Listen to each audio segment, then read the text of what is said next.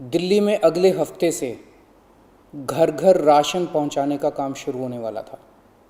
मतलब अब एक गरीब आदमी को राशन की दुकान पे धक्के नहीं खाने पड़ते, बल्कि सरकार बढ़िया तरीके से अच्छे राशन पैक करके उसके घर भिजवाती। सारी तैयारी हो चुकी थी, टेंडर हो चुके थे, सारी तैयारी हो चुकी थी। बस अगले हफ्ते से ये शुरू होने वाला था। ये क्रांतिकारी कदम होने वाला था और अचानक आपने 2 दिन पहले इसको रोक दिया।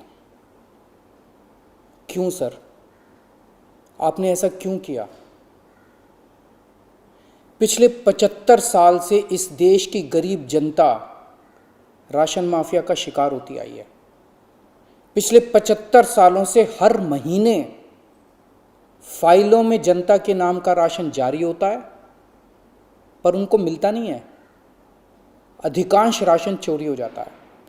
दिल्ली में ये योजना अगले हफ्ते से लागू होने वाली थी और 1 हफ्ता पहले इन्होंने इसको खारिज करवा दिया।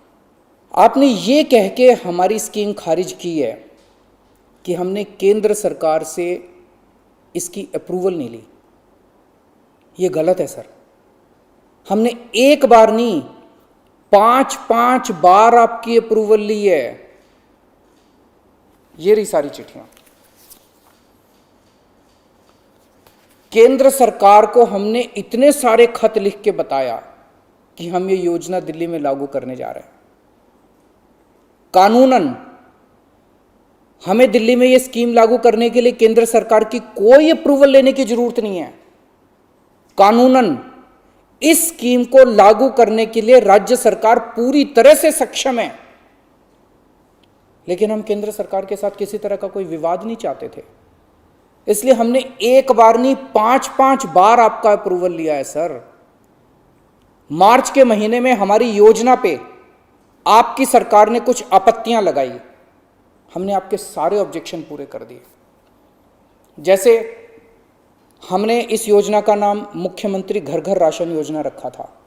आपने ऑब्जेक्शन लगाया कि हम इस योजना का नाम मुख्यमंत्री के नाम से नहीं रख सकते।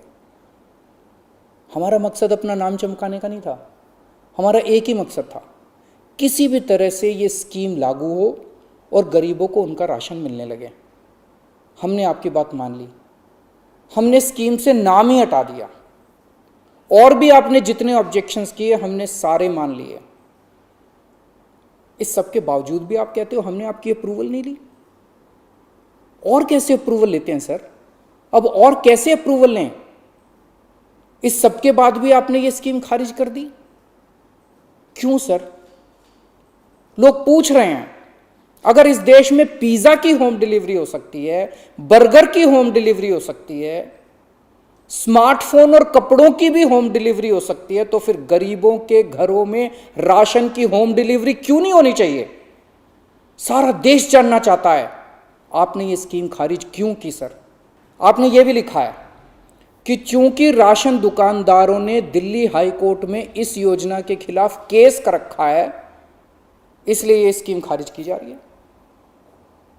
इस बात पे आप स्कीम कैसे खारिज कर सकते हैं? ये राशन दुकानदार इस योजना के खिलाफ हाई कोर्ट से स्टे लेने गए थे। हाई कोर्ट ने इन्हें स्टे देने से मना कर दिया। जब हाई कोर्ट ने इन्हें स्टे नहीं दिया, तो आपने इस स्कीम पे स्टे कैसे लगा दिया? आपको इन राशन वालों से इतनी हमदर्दी क्यों है? अगर आप राशन माफिया के साथ खड़े होंगे सर, तो इस देश के गरीब लोगों के साथ कौन खड़ा होगा? दिल्ली के उन 70 लाख गरीब लोगों का क्या होगा जिनका हर महीने ये राशन माफिया राशन चोरी कर लेता है? उन 20 लाख गरीब परिवारों की कौन सुनेगा? और एक बात, उस हाईकोर्ट के केस में केंद्र सरकार भी पार्टी है। कोर्ट में केंद्र सरकार ने अपना जवाब दाखिल किया है। क्या कहा है कोर्ट में केंद्र सरकार ने? केंद्र सरकार ने कोर्ट में हमारी इस योजना के खिलाफ एक भी आपत्ति नहीं की है। जब कोर्ट में आपको हमारी योजना के खिलाफ कोई आपत्ति नहीं है, तो फिर कोर्ट के बाहर अब इस योजना को खारिज क्यों किया जा रहा है? ये कोरोना का बहुत कठिन समय है। मैं कई ऐसे लोगों को जानता हूं जो कोरोना होने के डर से राशन लेने नहीं जाते। राशन दुकान पे भीड़ लगती है, लोगों को लगता है कि अगर वो राशन लेने गए तो उन्हें कोरोना हो जाएगा। ये सब गरीब लोग हैं सर। इनमें कई लोग कोरोना काल में अपनी नौकरी खो चुके हैं, उनके घर में अब खाने को नहीं है। अगर हम उन्हें इनके घर तक राशन पहुंचाना चाहते थे तो इसमें आपको क्यों आपत्ति है?